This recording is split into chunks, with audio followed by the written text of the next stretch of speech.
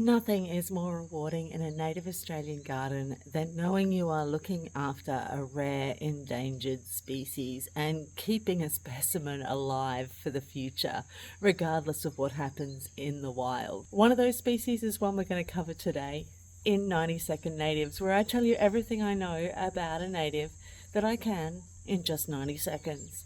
So, start the clock. Coleus nitidus grows in the undergrowth of shrubland and dry rainforest down in northern New South Wales and southern Queensland.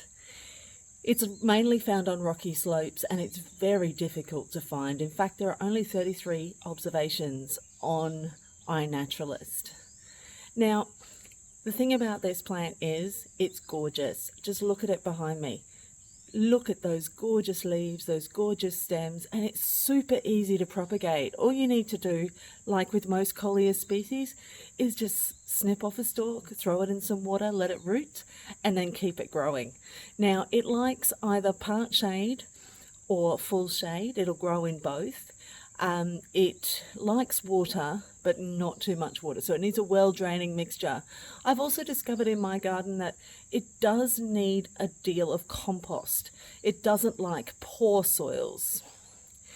It used to be known as Plectranthus nitidus, but most of Australia's, I think all actually of Australia's Plectranthus species have recently been reclassified as Coleus. So I don't think we have any native Plectranthus at the moment according to the herbariums.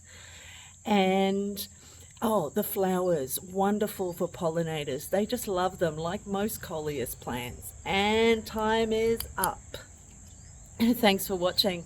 If you like what I'm doing here, please click subscribe, click like, share this video to someone else who might enjoy it, and leave me a comment. I love reading your comments. So till we get into it next time, I hope you can find a specimen of this gorgeous endangered plant for your garden.